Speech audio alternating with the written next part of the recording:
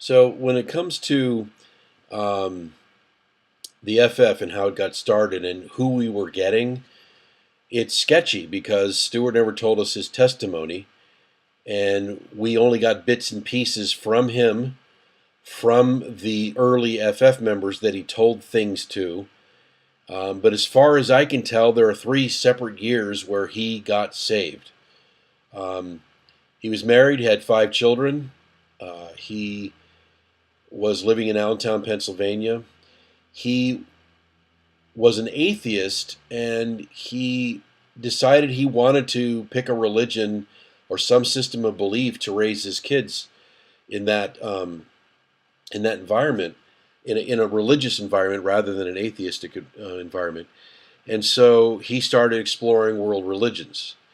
When he got to Christianity, according to him, he couldn't disprove miracles, and that's what did it for him. Now, he used to go into churches. I can't remember if this is before or after he became a Christian, um, but he used to harass the pastors or the people speaking up front. This could have been before he became a Christian. He gave the Christians leaders at the time a hard time, and so that's something I'm not clear about. I'll just be honest that I don't really know if it was before or after. But one can see how obnoxious he was in the Forever family with other Christians and how he labeled other Christians to give you an idea that there's some confusion when this behavior took place. So he said at the first big meeting, which was, I believe, 1972, early 72 or mid 72, that he was alone for 3 years before he met Skip O'Neill. So if it's 71, you'd subtract 3, he would have gotten born again in 1968. When you think about where Stewart came from, he's growing up in his 20s in the 60s. If you look at his high school photograph, he's clean cut, you know, 50s kid, clean shaven, hair dude back, horn rimmed glasses. And somewhere along the line, he hippied out. He rode a motorcycle, grew out his hair, grew a beard, and uh, became sort of a wild man. I understood that he shaved his head when he was younger. He used to drop acid. These are only stories, speculation. The wild years between the time he got married at age 24 to the Forever family starting in 71. Chris Blaze said that he got saved 5 years before the FF started. So that would put it in 66. And then there was a report of 7 years before the FF. So again, different reports, and we never got, here's when I got saved.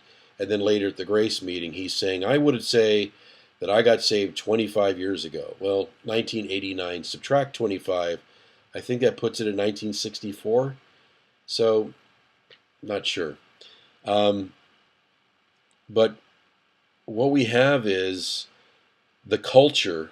The question is how does a Stewart Traill exist or succeed?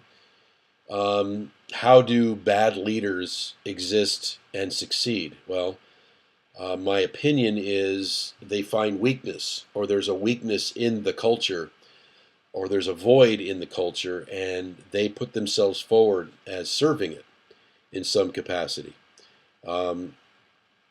To an extreme version is you think about Nazi Germany and the total devastation the World War One had on Germany, the poverty, the depression, their financial debt to other countries. It was, and so here comes a guy that tells a country in total weakness that he can lead them out of it.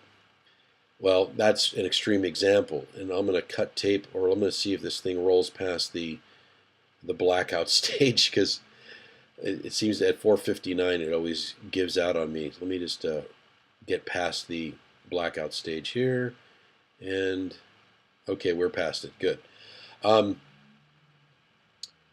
Again, I don't want to get into politics, the present politics, because that would lead us astray into whether or not I'm correct about current day politics. But let me just say that coming out of the '60s, we had a generation of lost people and lost youth. That culture did exist, and Stewart, who was hippie, who was interesting, who was 20 years older than the next hippie next to him, who was intelligent, who was counterculture, which he obviously was.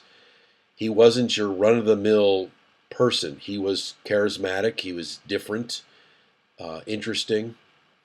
And so if you set Stewart in the context of Allentown, Pennsylvania, 1971, just coming out of the '60s, lots of partying, the establishment in the church, the establishment in government, basically the structure and establishment was in question by the youth of the time. Stewart came and said, yeah, you should question the government, the established religion, and I know the way. I have a different take on things. And he actually did. Let me go ahead and cut tape here and start part 3.